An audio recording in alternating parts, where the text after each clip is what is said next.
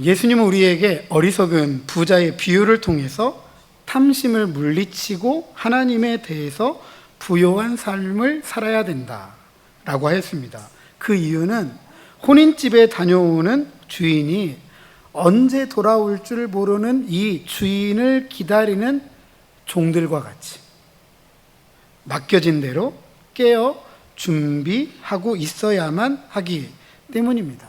이런 종들이 지혜 있다, 이런 종들이 신실한 청지기들이다 라고 하면서 주인의 섬김을 받고 주인의 큰 일을 맡게 되지만 악한 종들은 심판을 면할 수 없다라고 하였습니다. 그리스도의 제자들은 죽음을 통해 불을 이 땅에 던지러 오신 예수님의 사명에 순종하면서 주님의 말씀 그리고 그분의 사역에 올바로 반응해야만 합니다. 이런 반응은 누군가와는 분쟁을 일으킬 수밖에 없고 심지어 그것은 가족과의 분쟁을 초래할 수도 있다라고 하였죠. 그럼에도 하나님 나라의 복을 받아 누리기 위해 예수님의 말씀, 그분의 사역에 올바로 반응해야만 하는 이 선택은 분명하고 확실한 진리입니다. 그리고 너무 늦기 전에 이 시대를 분간해야 되고 심판받을 문제로 그것이 심각하고 긴박한 것이다 라고 우리가 주의하고 이 예수님의 메시지와 사역을 잘 분별하고 올바로 반응하는 일에 힘써야만 한다라고 예수님은 가르쳤습니다. 오늘 본문은 다른 복음서에서 찾아볼 수 없는 누가만의 아주 독특한 것입니다. 이 시대와 관련해서 주님의 말씀과 사역에 대한 올바른 판단 그리고 그 판단에 따른 올바른 반응의 당위성이 무엇이냐? 그것은 회개라고 가르치는 것입니다. 이런 가르침 가운데 때마침 두어 사람이 찾아옵니다. 이 두어 사람은 이 시대와 관련된 사건인 빌라도가 어떤 갈릴리 사람들의 피를 그들의 제물에 섞은 일에 대해서 예수님에게 질문하는 이야기입니다. 이렇게 예수님에게 질문할 정도로 이 사건은 얼마 되지 않은 사건, 그리고 이스라엘 사회에서는 상당히 충격적인 사건이었다라는 것을 이해할 수가 있습니다. 갈릴리 사람들이 예루살렘 성전에 올라와서 준비한 희생 제물을 바치려고 했을 때 어떤 갈릴리 사람들이 죽임을 당했다라는 것입니다. 물론 그 장소와 몇 명이 희생되었는지 구체적인 언급은 없지만 이 사람들의 질문을 보면 갈릴리 사람을 죽인 이는 당시 예루살렘 총독이었던 빌라도다라고 하였습니다. 당시 남유다를 대표하는 예루살렘 관점에서 북이스라엘 갈릴리는 순수한 유대인을 찾아볼 수 없다라는 이유로 이방의 갈릴리라고 불릴 정도로 괄시를 받았던 지역입니다. 기원전 167년 안티오쿠스 4세가 유대인들의 할례, 유대인들의 안식일 준수를 금지합니다. 심지어 예루살렘 성전에서 제우스 제단을 세우고 이 제우스 제단에 유대인들이 가장 혐오하는 부정한 동물인 돼지를 제물로 바칩니다. 이에 종교적 탄압으로 의한 유대인들이 이에 맞서서 제사장 마따디아 그리고 그의 아들 유다 마카비가 게릴라 전술을 통해서 전쟁하면서 기원전 164년에 예루살렘 성전을 탈환하게 됩니다. 이를 마카비 혁명이라고 합니다. 이를 기념해서 오늘날 유대인 절기인 하누카 수전절을 지키고 있고, 후에 유다 마카비는 이 지역의 주민들, 그 갈릴리 사람들을 강제적으로 유대인이라고 이렇게 만들게 됩니다. 이후에 예수님께서 탄생하기 약 50년 전까지 하스몬 왕조가 약 100년 동안 통치하면서 독립국가를 유지하게 되는데, 그럼에도 남유대와 예루살렘의 혈통적 유대인들에 보면 여전히 강제적으로 유대인이 되었다라고 하지만 이방의 갈릴리라는 이 사실만큼은 변하지 않는 거죠. 그래서 여전히 괄시를 받게 됩니다. 그럼에도 불구하고 갈릴리 사람들은 나는 유대인이야 라는 강한 애국심, 그리고 심지어 유대인이라는 어떤 종교적 정체성을 굉장히 강하게 유지하면서 로마 제국에 대한 반정부, 반국가적 입장을 취하면서 또 친로마적이고 친정부적이었던 예루살렘에 대해서는 굉장히 경계하면서 저항하는 입장에 서 있었습니다. 결국 우려했던 사건이 벌어진 거죠. 데럴벅이라는 이 신학자는 이 사건이 희생제물을 바쳤던 유월절과 관련이 있을 것이다 라고 하면서 유대인들이 성전 순례하는 기간, 그것도 거룩한 성전 근처에서 일어난 사건이었기 때문에 유대인들에게 상당한 동요가 일어났을 것이다 라고 생각을 합니다. 그리고 이 동요는 결국 예루살렘에 혼란과 혼돈을 가져오기 때문에 로마 총독이었던 빌라도가 무력을 사용해서 진압하면서 이 갈릴리 사람들을 죽였던 것이죠. 이 사람들은 이런 시대에 대하여 옳은 판단, 옳은 반응에 대해서 묻고 있는 것입니다. 아마도 이 사람은 예수님께서 인종적이고 혈통적이고 종교적이고 문화적이고 정치적이고 사회적이고 국가적인 문제에 대한 이해를 가지고 개입해달라라고 요구를 한 듯합니다. 이에 예수님은 이렇게 대답하십니다. 2절 대답하여 이르시되 너희는 이 갈릴리 사람들이 이같이 해 받음으로 다른 모든 갈릴리 사람보다 죄가 더 있는 줄 아느냐. 예수님은 이들의 질문에 또 다른 질문, 이것을 통해서 이 시대에 대한 옳은 판단 그리고 그것에 대한 올바른 반응을 가르칩니다. 그 질문은 다음과 같습니다. 갈릴리 사람들이 죽은 이유는 그 사람들의 죄 때문이냐?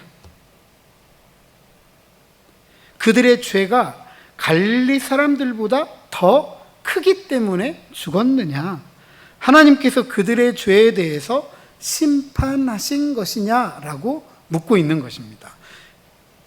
그리고 이번에는 예수님께서 이들에게 또 다른 질문을 하죠. 4절 실로암에서 망대가 무너져 치어 죽은 18사람이 예루살렘에 거한 다른 모든 사람보다 죄가 더 있느냐라는 것입니다. 실로암은 예루살렘은 물이 없는 곳이에요. 물이 없기 때문에 밖에서 물을 끌어와야 되는데 기온 샘물에서 물을 끌어와서 저장했던 인공적인 연못입니다.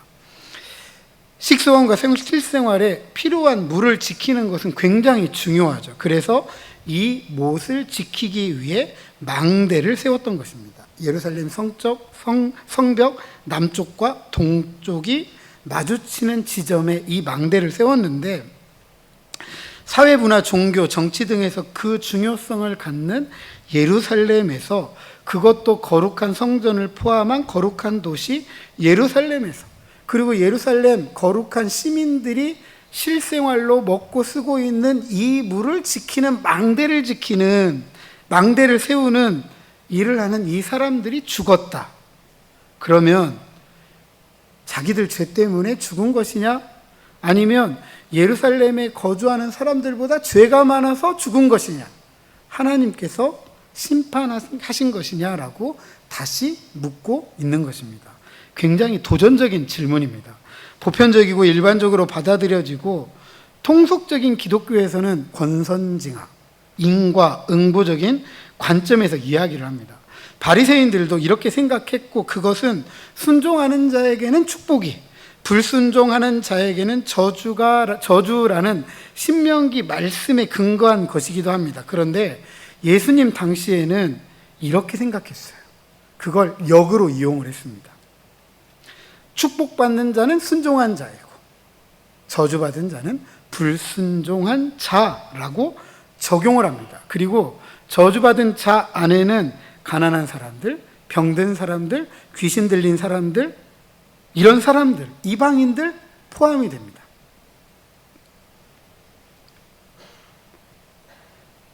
당시의 사람들의 생각에 따지고 보면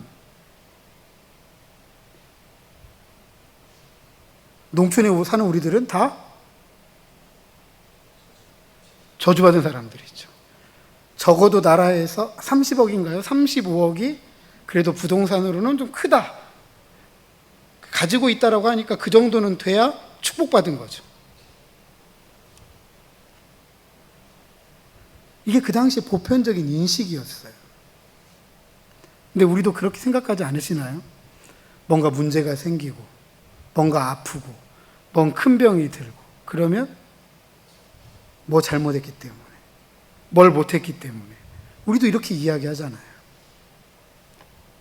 그 예수님의 이 질문은 우리들의 굉장한 도전적인 말씀입니다. 예수님은 이렇게 고난당하고 죽임을 당한 자들의 죄가 특별히 크냐? 하나님의 심판이냐라고 되물으면서 고난당하고 죽임을 당한 사람들의 죄가 특별히 클 것이다. 하나님의 심판이라고 생각하지 말아야 된다라고 가르치고 있는 것입니다.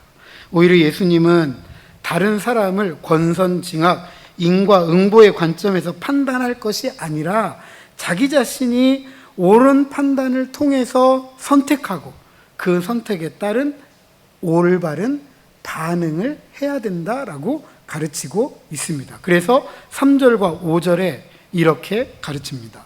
너희에게 이르노니 아니라 너희도 만일 회개하지 아니하면 다 이와 같이 망하리라. 예수님은 그것이 폭력이든지 그것이 재난이든지 또한 그것이 우연이든지 그것이 하나님의 뜻이든지 그것을 알고자 하는 모든 시도 하지 말라는 거예요.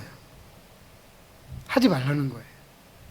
왜냐하면 그러한 시도 자체, 왜 죽음이 찾아오는지, 언제 죽을 것인지 아는 것이 우리에게 그렇게 크게 유익이 되지 않기 때문입니다. 오히려 모든 사람은 하나님 앞에서 옳은 판단, 그 선택에 따른 올바른 반응이 더 중요하다라고 가르치고 있습니다. 그러나 이러한 중요함을 잃어버리면 영원히 뒤따르는 종말의 심각한 비극적 운명을 맞이하게 된다라고 하고 있습니다. 그래서 회개하라고 부르는 것입니다. 갈릴리 사람이든 예루살렘 사람이든 상관이 없어요. 모두가 오직 한 가지, 회개만이 생각지 못한 긴급하고 심각한 종말의 비극적 운명을 면할 수 있다, 피할 수 있기 때문입니다. 이런 심각하고 비극적인 종말을 앞둔 이 긴박한 회개의 필요성, 즉 기회가 거의 지나가려고 하는 이 상황에 대해 예수님은 한 가지 비유를 들고 있습니다. 한 사람이 포도원에 무화과 나무를 심었습니다. 무화과 나무는 종종 구약 성경에서 이스라엘을 상징합니다. 신약에서도 이스라엘을 가리키고 그것은 포도나무도 마찬가지입니다. 3년 전에 포도원에 심었던 무화과 나무를 살펴보기 위해 포도원에 찾아왔습니다. 3년 동안 이 무화과 나무를 잘 살펴보았을 거예요. 그러나 3년이 되었음에도 불구하고 열매를 얻지 못했습니다. 일반적으로 무화과 나무는 매해마다 열매를 맺는다고 해요.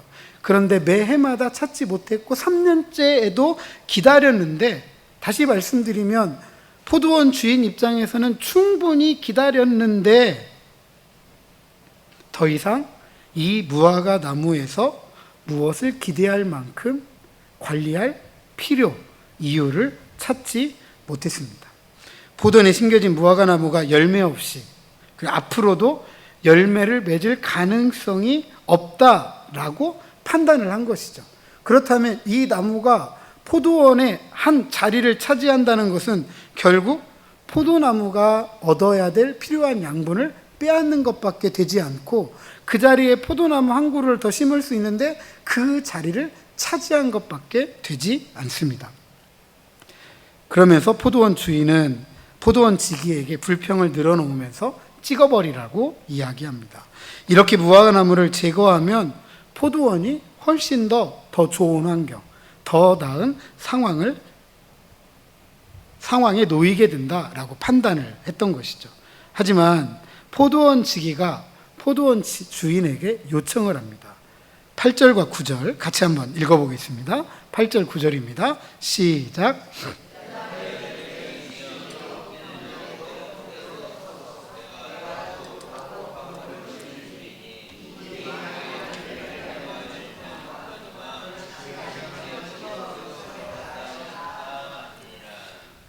포도원 이치기는 무화과 나무가 열매를 잘 맺을 수 있도록 땅을 두루 판다.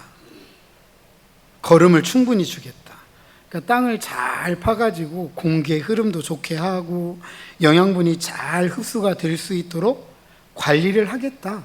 그래서 1년간 유예를 해달라고 요청을 하는 것이죠. 이 유예 기간을 통해서 무화과 나무의 제거를 1년 뒤로 미룰 수 있게 된 것입니다. 1년은 무화과 나무에게 주어진 한계의 시간입니다. 1년 후에 열매를 맺으면 그대로 그 자리에 있겠지만 1년 후에도 열매가 없으면 제거가 되는 것입니다. 앞서 말씀드린 것처럼 무화과 나무는 이스라엘을 상징합니다. 예수님 당시 이스라엘은 열매가 없었던 것이죠. 하나님의 말씀과 하나님의 사역, 선지자들의 메시지와 선지자들의 사역에 옳은 판단에 따른 올바른 반응을 해야 했지만 앞서 바로 있었던 사건, 세례 요한을 어떻게 했죠? 참수시켜 죽였잖아요. 참수시켜. 지금은 예수님께서 오셔서 하나님 나라를 그렇게 이야기하고 그 나라가 어떤 나라인지를 자신의 능력과 기적을 통해서 보여주는데도 불구하고 자꾸 뚱딴지 같은 소리만 하고 있는 거예요.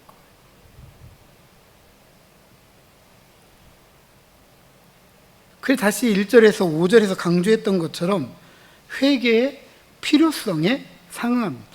하지만 이 회개는 무화과 나무에게 1년의 유예 시간이 정해진 것처럼 한계가 정해져 있습니다. 다시 말해서 최후의 심판자인 인자로 오시는 예수님의 심판이 잠시 미루어져 있다라는 것을 의미합니다. 베드로는 그의 두 번째 편지 3장에서 이렇게 가르칩니다.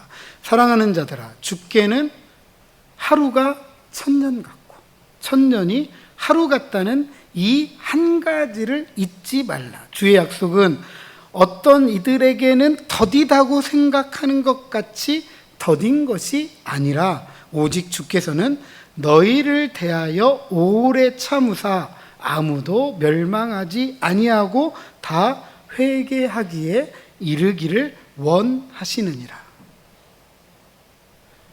예수님은 지금 회개로 초청하고 촉구하고 있는 것입니다.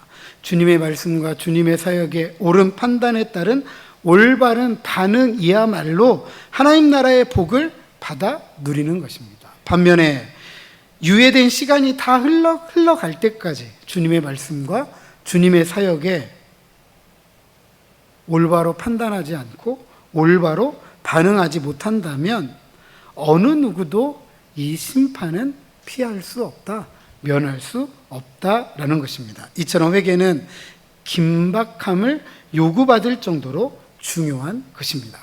주님의 메시지와 사역에 대한 올바른 판단과 올바로 반응한다는 것은 주님의 말씀과 사역을 참되게 듣는다. 그리고 참되게 듣는다라는 것은 그 말씀에 순종한다라는 것을 의미합니다. 그리고 이런 순종이 하나님의 백성, 그리스도의 제자로서의 삶의 열매를 맺어가도록 하는 것이죠. 예수님은 힘주어서 우리에게 말씀하십니다. 저를 한번 따라하십니다. 지금이 회개할 때이고 열매를 맺어야 할 때입니다. 한 번 더 하시죠. 지금이 회개할 때이고 열매를 맺어야 할 때입니다.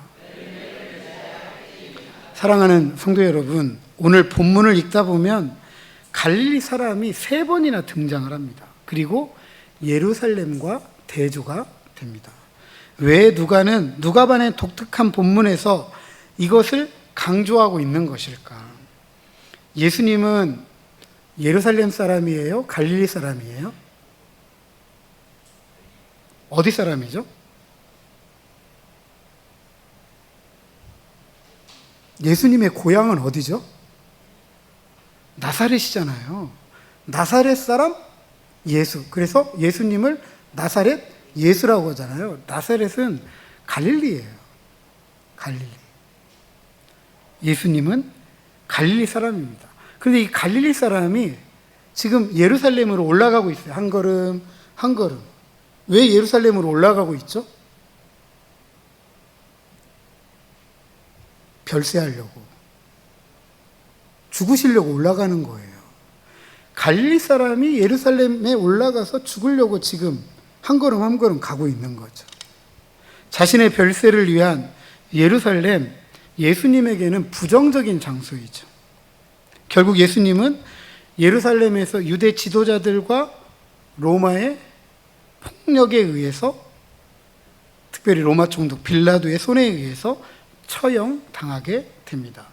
보편적이고 일반적인 개념, 통속적인 기독교, 바리새인들의 권성징악, 인과응보에 따르면 예수님은 하나님의 심판을 받아서 저주받아 죽은 것으로 이해가 되죠. 신명기 말씀에 나무에 죽은 자들마다 하나님께 저주받았다. 그렇다면 예수님은 이 땅에 이루고 성취하고자 했던 희년으로 특징된 하나님 나라의 메시지, 하나님 나라의 사역은 빛바래는 거죠. 예수님이 와서 이 땅에서 이런 저런 일을 했는데 해봤자 아무것도 아니야. 저주받아 죽었어. 끝. 이것밖에 안 되는 거예요. 지금 예수님은 재앙과 하나님의 심판이 같다 다르다? 같다 다르다? 다르다고 말을 하는 거예요. 다시 말해서 예루살렘의 자신의 별세는 죄 때문에 하나님의 심판받은 하나님의 저주가 아니다라고 미리 가르치는 거죠. 우리는 누구에게나 죽음이 찾아오는 것이 필연적임을 경험적으로 압니다. 그죠? 멀리 있는 사람도 죽지만 가까이 있는 사람도 죽어요. 그리고 성경은 누구나 하나님의 심판의 자리에 설 때가 있다라고 가르칩니다. 누구에게나 이 땅에서의 죽음은 필연적이지만 하나님의 심판의 자리에서는 두 번째 죽음, 피해야 하고 피할 수 있다라고 가르치고 있습니다. 그것은 한 가지 방법으로만 가능합니다. 회개입니다. 회개밖에 없습니다. 그리고 이 회개는 하나님의 심판 앞에서 두 번째 죽음을 피할 수 있을 만큼, 면할 수 있을 만큼 중요한 거죠. 또한 그 결정은 뒤로 미룰 수 있을 만큼 여유롭지 못합니다. 지금 당장 결정해야만 하는 아주 중요하고 긴박한 것입니다. 그러기에 우리는 하나님의 심판의 자리를 피할 것인지 피하지 않을 것인지에 대해서 무관심하지 않도록 조심해야 합니다. 그리고 주님의 말씀과 사역의 옳은 판단, 그리고 올바른 반응을 통해 회개하면서 신앙의 풍성한 열매, 즉 낡아지지 않는 배낭을 메고 일상에 잃어버린 우리 이웃들을 돌아보면서 일상을 살아가도록, 그 하나님의 정의가 강같이 하수같이 흘러서 나눠 우리가 함께 살아가는 하나님 나라, 이 땅에 이루고 성취해 가야 합니다. 왜냐하면 까마귀도 돌보시고 백합화도 돌보시고 아궁이에 던져질 들풀도 돌보시는 하나님이시기 때문에 그래요. 그리고 그런 하나님의 돌봄을 우리가 받고 있기 때문에 우리는 우리가 받은 돌봄을 흘려보낼 이유가 있는 것입니다. 이것이 우리가 살아가는 참된 회개의 삶입니다. 하나님은 오래 참으십니다. 하지만 우리에게 주어진 시간은 얼마 남아있지 않습니다. 이 시간을 통해 우리 배를 채우고자 했던 모든 이기적 탐심에 대항하고 탐심을 위해 하나님 노릇에 참여했던 그런 모든 삶에 대해서 저항해야 하고 주님의 말씀과 사역의 옳은 판단에 따른 옳은 반응이라는 새로운 삶으로의 방향 전환, 즉 회개의 삶을 살아야만 합니다. 너무 늦기 전에 우리 스스로는 선택해야 됩니다. 이 선택은 하나님의 심판대 앞에서 우리의 운명을 좌우하게 될 것입니다. 시간이 얼마 남아있지 않습니다. 지금 아니면 이 시간이 다시 돌아오지 않을 수 있습니다. 이 시간이 지나면 나를 위해서, 너를 위해서, 우리를 위해서 할 수 있는 일이 더 이상 없습니다. 부디 이 기회를 잃어버려서 하나님께 거부당하는 비극적 운명을 앞둔 열매 맺지 못하는 무화과 나무의 비유를 꼭 기억하고 주님의 말씀, 그분의 사역에 옳은 판단, 올바로 반응할 때 모든 이기적 탐심에 저항하고 하나님 노릇 대항하고 새로운 삶으로 방향 전환하면서 하나님께 대한 부요한 삶, 그런 신앙의 풍성한 열매를 맺어가는 저와 여러분 우리 모두가 되시기를 주님의 이름으로 축복합니다.